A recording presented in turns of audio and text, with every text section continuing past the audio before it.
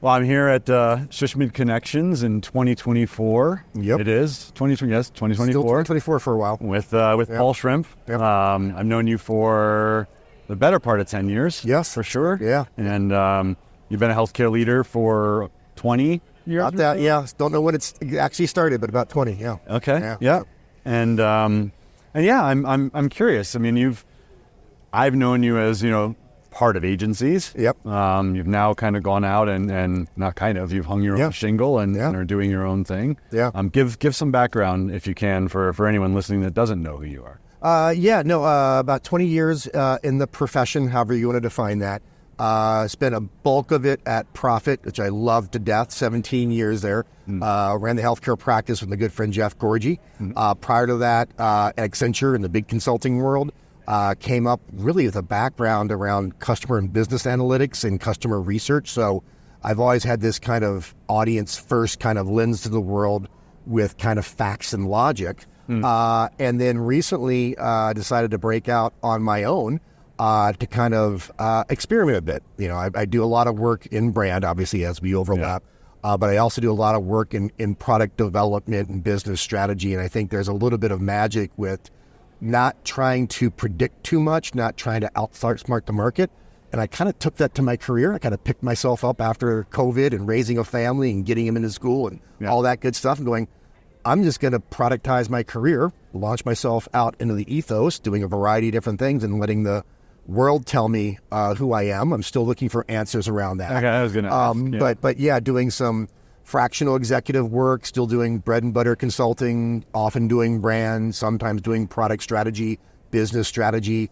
And it's fascinating to see who I've overlapped with, how I've overlapped with them in the past and what they know me as. Because if my clients knew what I did with my other clients, they might actually be confused in the hats that I wear. Yeah. So how do you make that known? I'm asking because I think it's a very common thing, even for large consulting companies out there, that like, okay, we did this for you, right? But I do all these other things, right? So it's a good question. And it sounds silly and super simple, which is when you're in the services organization, rule number one, it's not what you sell, it's what you help with. Yeah. And if you're genuinely trying to help your clients, and I usually view them as clients as people with careers, with agendas, it should be intersecting with some sort of business objective because that's the win-win. But what's the next challenge? How do I help you? Who do we need to bring in? Which has been fun in my new chapter because there's not many clients I work with by myself. Right. I'm always collaborating with a +1 or +2 or +3 to help solve their problems. So as new problems emerge, you're like, I'll need to bring Christine in for this, or I'll need to bring Michael into this, or I know somebody that can help us here, but we're always just kind of reverse engineering around the problem. So it allows me to demonstrate how I can keep helping until some point going, you know what, it's not really my expertise, or I know somebody that can help you out. But it always comes back with just helping people because you're actually helping them with a career issue or a barrier or a business challenge. And you drive value, that's the definition of value. Literally. It answers itself. Yeah, is one of the things that I think so many consultants actually miss is they get really focused on what were they hired to do and what is the project versus, what is the client that I'm working with actually trying to create in their life, in their career, what's meaningful to them, their family, whatever it might be. Yeah. All that stuff ties into what it is you're actually doing with 100%. Yeah. And in so many of the, we'll talk brand here because that's the natural space for this audience. But it's at some point, a brand needs to show up in front of somebody and you want them to think, feel, and do something differently. Right. And sometimes we get tied up with the brand, and I'll ask questions where it's like, who's going to see it? And at that moment, what are they going to think, feel, and do differently? Mm-hmm. But if you can't answer that question, then we're not having the right conversation. Right. So let's talk about the future of brand then. Yes. Yes. Where, again, you have evolved through, the consulting practice, through the agency practice, now out on your own, where you actually get to determine what you do, how you do it, where it's going. And maybe that was the case, but I'm not sure. But so where is brand going in the healthcare space? A few different areas, and I'll try to frame it around three. I could go on and on. I think one, and since we're here at Shishmid, and I'm bringing a very provider-centric view to this within the healthcare answer, is just as healthcare is a different business model, different ecosystem, so is a brand. So you can't really take the brand playbook for other categories and drop it into healthcare providers. If I'm in a hospital, I'm not having a good day, right? That's a different relationship with the brand. I think brands need to be convenient, need to be accessible, need to be reliable, but I'm not trying to be loyal with a healthcare brand, and I'm not trying to build a relationship with a healthcare brand.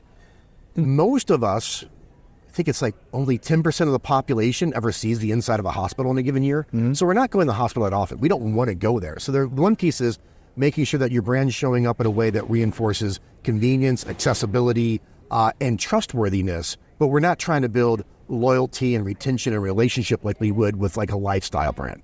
So that's one. So I think the other piece is around making sure that you're activating on a brand, and that's jargon.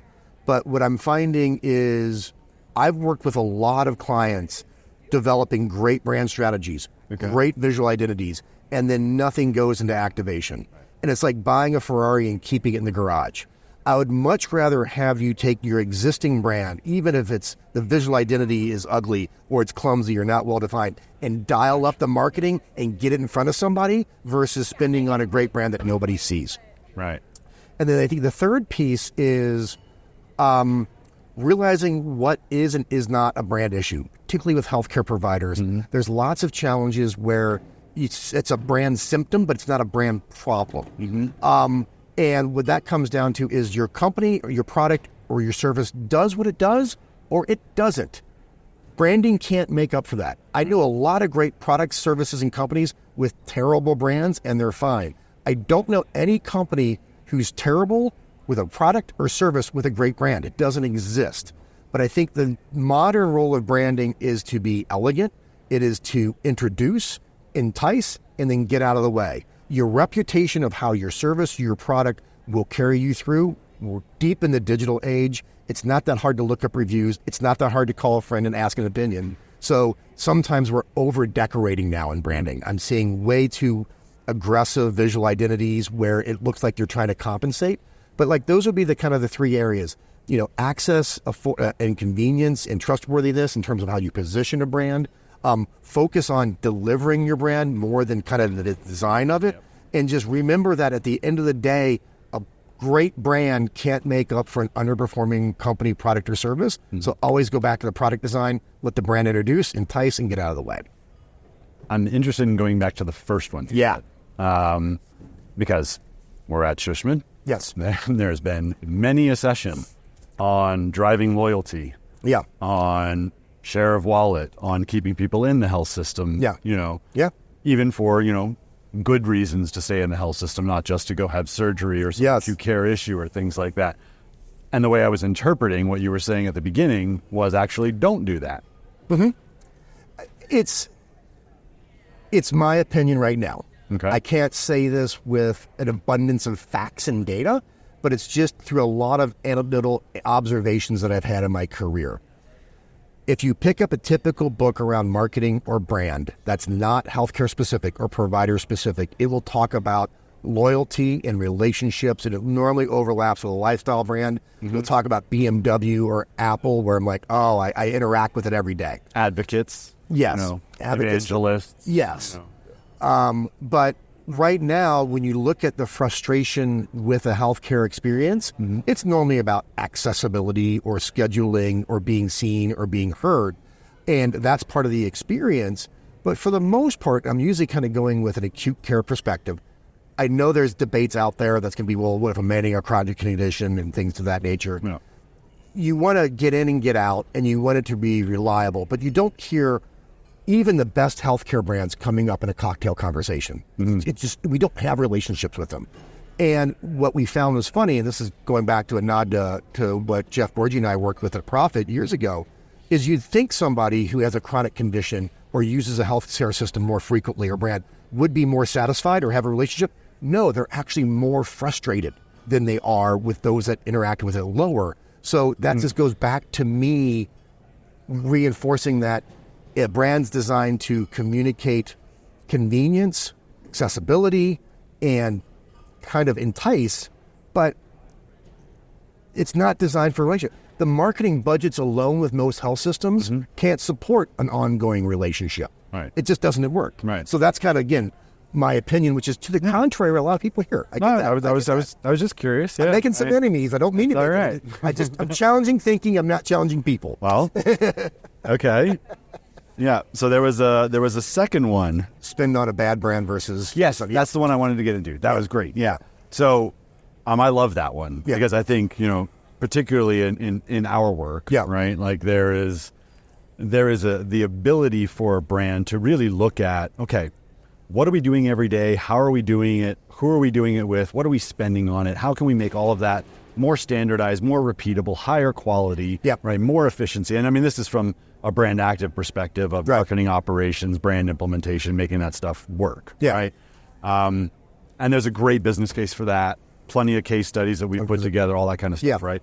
But from whether it's behavioral product and solution offering, recruitment, what are things that health systems should be doing, in your opinion, to say, hey, you know what, we don't actually need to take that identity and revamp that identity. We don't need to change our name potentially. Sure, we might need to look through our brand architecture and go downstream in that. But what are the things like low-hanging fruit that you say, do this better with your brand and you're actually going to be in a better position? Yeah, I think there's a few pragmatic pieces. I think first and foremost, I want to take a little pressure off of visual identities. We all think of visual identities. We'll think of Coca-Cola or T-Mobile or Apple that either are just dwarf us in size and have their brands in so many places. But for the most part, when we think of brand equity with a hospital system, it's in the name, it's in the words, and understanding that that's okay to have multiple visual identities or maybe be in transition as long as the words are there. The other piece is, if you just look across industries, rule of thumb is the typical organization should be spending about 1% of their revenue on marketing. Well, we'll find in health systems it's usually less than 0.5%. Oh God, yeah. That doesn't even come close to best in class or leading at 3%. And if I'm running a health system with my CEO hat on, I can look at that going, I just don't have the money to spend in marketing. I get that. So to think that we're going to have the level of marketing to build relationship or loyalty, not in this era, not while I'm alive, but when you think about brand building, your best opportunities are during visits, which are precious. Like, we're not in hospitals as often we are at an ATM or on our phones. So when we think about brand building, so much of that goes into the patient experience on site, logging in or scheduling or urgent care. Urgent care is another one where it's how you show up with digital search.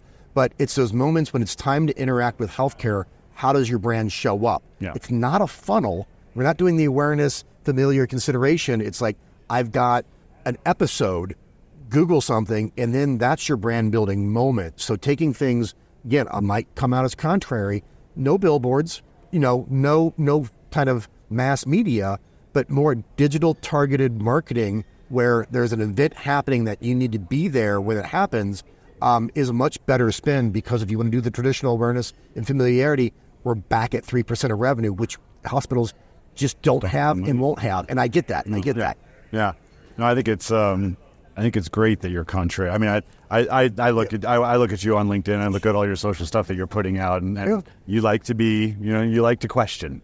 All right. So I'm curious, what are the questions, or what are the things that are really actually important to you personally right now? You've hung your shingle. You're doing your thing. If there were 2 or 3 things that you would say, I'm passionate about this, or I'd love to solve that.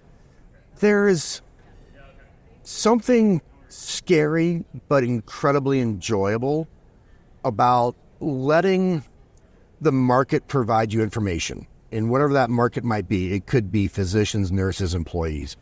But I'm working with some businesses right now, and I've been doing this for a long time. When you look at new products, new businesses, new services, the failure rate is so high. And it's not because of the processes or philosophies or the talent. There's no way the collective professional population across all industries are this bad at launching new things. Right. But I think it has proven that the data says they are. Yes. But it has proven it's like the ability to outsmart the market is kind of ridiculous. So how do you push out products or services, or in my case, myself in a way where let the market tell you what it is and isn't, or where you might have some pull. It's a little bit trickier with healthcare because you kind of get in that clinical aspects where you don't want to be that risky. But when you move out of maybe product and service design that's not clinical, we'll typically get into scheduling or even just marketing collateral, just roll it out. The amount of time I believe I've wasted meeting with executives to get certain messaging going, well, nurses might get offended if we call them heroes. They might. But what's the risk if we run that banner ad with heroes? If it clicks more, great. If it doesn't, then we change it. But there's a lot of two-way doors we do in marketing and brand that aren't clinical related that we have to fight with the culture aspect. But our ability to develop something, do research and test and launch has never improved the success of that. But our ability to kind of put something out there that's pretty good and let the market tell us what's working is a much better way of running a business or launching a product or a solution. Not a great way to develop a drug compound, right? But there's a lot of things where there's two-way doors and nobody gets hurt. And to embrace that more, spend less in that, build it, research it, de-risk it to death, and launch it. Sometimes launching it and fixing it if it's broken is cheaper than doing all that work is kind of what I would say is my kind of perspective and advice. Yeah. Okay. Yeah. Is there anything that you think healthcare marketing absolutely gets wrong? I'm specifically speaking about marketing. Okay. This is a wind up. I like it. Yeah. It's a wind up. I think the piece I want to keep pushing, and I'm going to be saying some things that are going to spur debates and pushback, which I think leads us to where the answer is. Mm-hmm. I think just as we create values and somebody says, well, one of our values is integrity, and then nobody's afraid to challenge it, and that means nothing. Sometimes healthcare marketing is just not about the patient, and almost it never is. But once somebody goes, it's about the patient, nobody wants to challenge that. But there are so many instances within a healthcare patient journey, the patient's not in control. Even if they're looking for somebody else to provide them guidance. And what happens is I'll see marketers time and time again going, it's really about the patient, when it's really about the specialist and referral. It's about the case manager. It's about where they happen to be standing when they break their arm. And it has nothing to do with the patient other than the patient needing the care and being the beneficiary. But that's the piece where I'll push it. And it changes in different areas. But sometimes it's not about the patient in terms of the marketing. Sometimes it's not about the patient in terms of the think, feel, do. It's still about the patient in terms of the outcomes we're driving. I always agree with that. Okay. But I think too many healthcare marketers get distracted with it's all comes down to the patient, and I think that can be a red herring. So I'll give you some examples. So we all have various healthcare episodes, which I always love because we always point to the data, and then we'll have a conference like this, and people talk about their personal stories to wrap it around it. Right. So my son was falling a lot when he was very young. And around 4 or 5, he had like 3 falls in the same day. And my wife's like, I'm taking him to the ER. I'm tired of the pediatrician telling him he's clumsy. Mm-hmm. Got a bunch of tests done. Just why'd you pick? What ER did you pick? Advocate Aurora. I mean, yeah, just closest one to your house? Closest one. Okay. Closest one also happens to be fairly reputable. Building the story. Yes. Right. Cool. That's it. We're a big Advocate Aurora patient. Right. Where our household goes. They happen to be in the neighborhood, and that happens to be one of their best hospitals. Had there be another hospital there, I don't know what my conversation would be. But yeah, it was nearby, and it was reputable. It's one we were familiar with. And had a lot of tests done, which is also funny because I'm learning only when you go to the ER do you get a lot of tests done. When you go to a specialist, it's like, let's wait and see. But anyways, he was diagnosed with epilepsy. He dropped seizures. We had treatment for it. And I didn't know he had epilepsy. That was new news. They go, you'll need to see a pediatric neurosurgeon. How many pediatric neurosurgeons are out there, or neurologists? Not a lot. And we went to the one that was recommended by them. Yeah. I have the full ability to make that choice on behalf of my son. Right. I've got the legal power. I can shop. I can get second opinions. But I'm like, he's been falling his entire life. The EEG says he's got epilepsy, and that's the neurologist. So am I in control? Can I take control? Yes, but it's not about the patient. It was about that neurologist relationship with that health system and the pediatric space that kind of influence. So when I say it's not always about the patient, it's not about the patient, but it can be a red herring to think that I'm going to go shop and I'm going to look at all the options in pediatric neurology when I just found out my son had epilepsy. And I can go down with different stories where, we're kind of at the mercy of like, well, who's the healthcare expert around me and what do they think, going back to my word of mouth example. Yeah. I love the way you think, though. I mean, honestly, and I think a lot of this stuff needs shakeup and it needs challenge. I think over the last couple of years in particular at conferences like this and watching some of the clients that we've worked with, there's a lot of people coming into this business from outside of healthcare that are absolutely challenging the norms, changing the way that things are being done. And it's an industry that needs that. It is. And this is a fun one because SHSMD is so much comprised of health systems. Right. We're seeing an interesting shift in primary care and the role of primary care. Some health systems are in, some health systems are out, which is changing the role for urgent care. But we also have to think about what's the future of a hospital. Mm-hmm. Because the hospital and the hospital campus used to be kind of the actual hub. But now we're being incentivized to have more care outside the hospital. More care is being delivered through ambulatory services. We've got new startups in the aspect. So when we think about what's the future of a hospital, that's a big question. Mm-hmm. Right now, it's kind of a giant building of ORs. And going back to, is it about the patient? We go through the ER door, it is. Mm-hmm. But for the most part, we can't just walk into a hospital saying, I'd like care today. You have to get referred into it. Right. So this interesting thing is like, what's the role of the hospital? What's the role of other care points? And what's the patient flow throughout that? It's heavily referral based. We understand the different care points. We know how urgent care works. We know how an ER works. We know how an ambulatory surgical center works. Mm-hmm. And we talk about networks, but nobody actually owns the connection points as well as they could be right now. We're all tinkering with it. But that all begs new questions, which I'm excited to hear about this week. Yeah, So am I. Yeah. All right. Well, let's enjoy the rest of the conference, and I appreciate you sitting down and taking this time together. And as always, it's always great to see you. Yes. Always great to work together as well. So. Yes, likewise. Thanks. Awesome. Right. Cheers.